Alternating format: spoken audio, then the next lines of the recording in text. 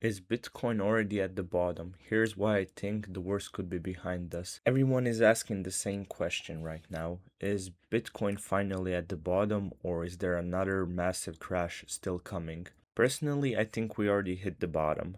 And let me show you why. Let's present all the evidence we have. The first piece of evidence is Bitcoin's supply in profit loss metric. If we go back to previous bear markets, this metric has reached almost the exact same level when Bitcoin put in a major bottom. It happened in 2018, it happened again in 2022. And now we're seeing the same thing once again. Historically, whenever this metric has reached these levels, it's following the final stages of the bear market or the beginning of a new cycle. Now, no single indicator can tell you exactly where the bottom is, but when multiple indicators start lining up, that's when I start to pay attention. The next thing that stands out is this cycle, we only went down by around 54%. What's interesting is that we reached the same historic bottom metrics with only 54% down. Compare that to previous cycles. 2018 fell roughly around 85%. 2022 fell around 77%. Today we're only sitting at 54%. Now some people will immediately say that means we still have another 20 or 30% fall, and I disagree with that. Bitcoin isn't the same asset as it was in 2018. It's quite a lot bigger than it was back then. Now we have spot ETFs, we have institutions, and it's becoming a much more mature asset. As an asset grows, both the upside and the downside naturally becomes smaller over time. Between the 2018 and 2022 bear market, the difference in downdraw wasn't that large. But this cycle, we're talking about nearly a 20%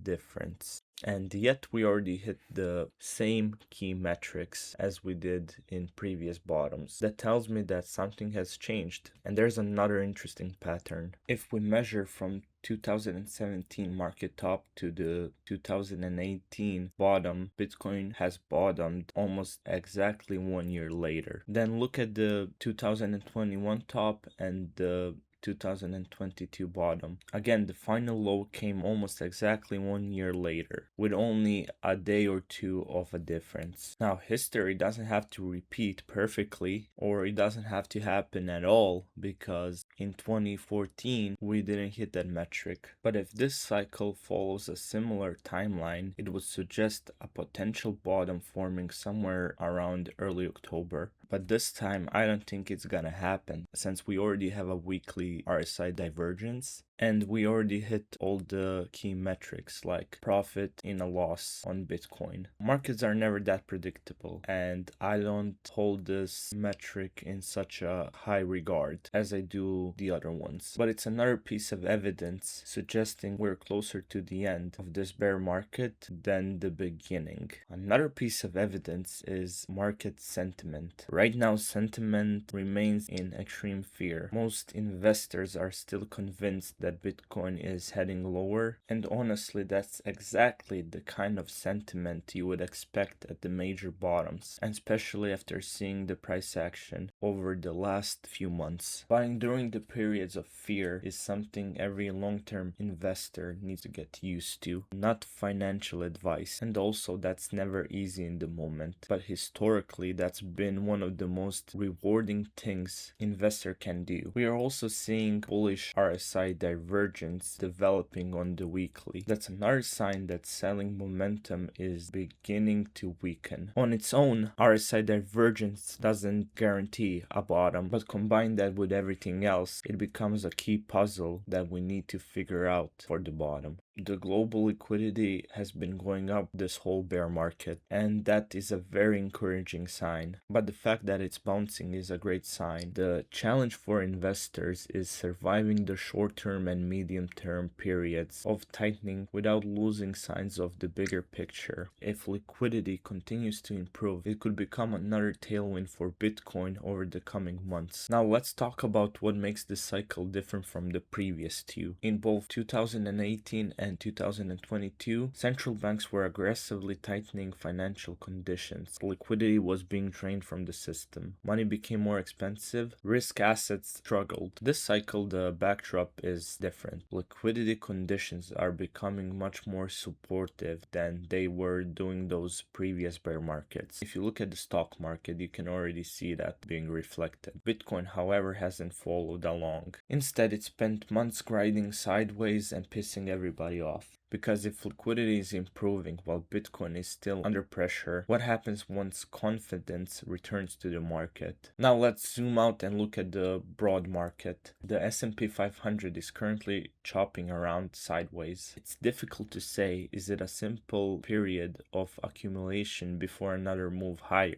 Or is it distribution before a pullback? The next few weeks should give us much more clarity. The US dollar index, or DXY, is another chart I'm watching. Right now it's testing a major resistance level that's been in place for about a year now. It even looks like it could be forming a bull flag. If that plays out, we can see another move higher in the dollar, which could temporarily tighten financial conditions and pressure global liquidity. So it's definitely something worth keeping an eye on. The Russell is telling a similar story. It's also moving sideways without giving us a clear direction. Is it accumulation or distribution? Who knows? Overall, markets seem incredibly uncertain, and especially with oil going up, although I think this is just a dead cat bounce. Nobody really knows what the next move is going to be. But despite all of this uncertainty, one thing stands out. Bitcoin has massively underperformed the stock market over the past few months. There's a clear divergence. The best way I can describe it is like a slingshot. Bitcoin has been pulled further and further back while stocks have remained bullish. If the macro environment continues to improve and confidence returns, that tension could eventually be released. But I do think it has a lot of catching up to do. Historically, Bitcoin has genuinely followed the SPX 500 and especially the Russell. The Russell has often been one of the best indicators for assets like Bitcoin and altcoins. Speaking of altcoins, let's take a look at Ethereum. Ethereum is actually holding up surprisingly well. One thing that really stands out that it hasn't broken below the lows from April of 2025. Considering how bearish the sentiment has become, that's actually very impressive. To me, that's a sign of relative strength. A lot of people have completely written Ethereum off the cycle. I think there is a good chance it's gonna surprise a lot of people coming into the next cycle. As long as those 2025 lows continue to hold, I would struggle to call this chart bearish. Now looking at Solana, there's honestly not much to say. It's still consolidating alongside the rest of the market. Like many other altcoins, it's simply waiting for a catalyst before making its next major move. Before I wrap it up, there's one more thing worth mentioning. Historically, August hasn't been the best performing month for Bitcoin,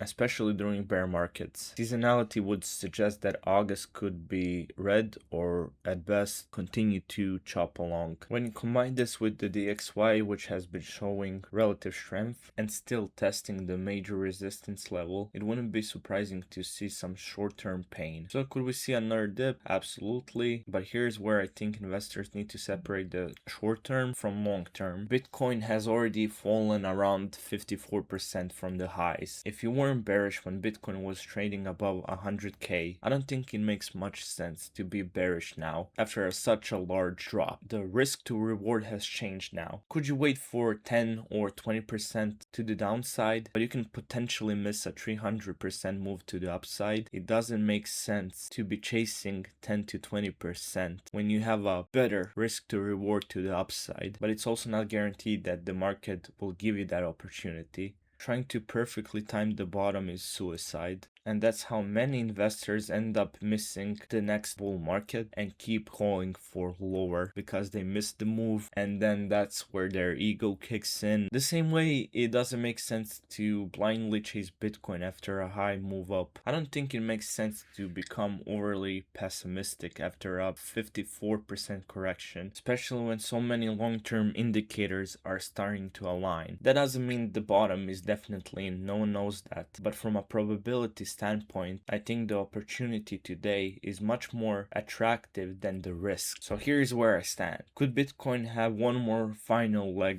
lower? Absolutely. But I also believe we're much closer at the end of this bear market. I personally think we already bottomed. The supply and profit loss metric is lining up. The cycle timing is lining up. Market sentiment is lining up. RSI divergence on the weekly is lining up. Global liquidity is lining up and is improving as Bitcoin was going down. And the risk to reward has never looked better in a long time. No one knows exactly where the bottom is. Of course, none of this is financial advice. It's simply how I'm looking at the market. Do you think the bottom is already in, or do you think we have one more leg down before the next bull market begins?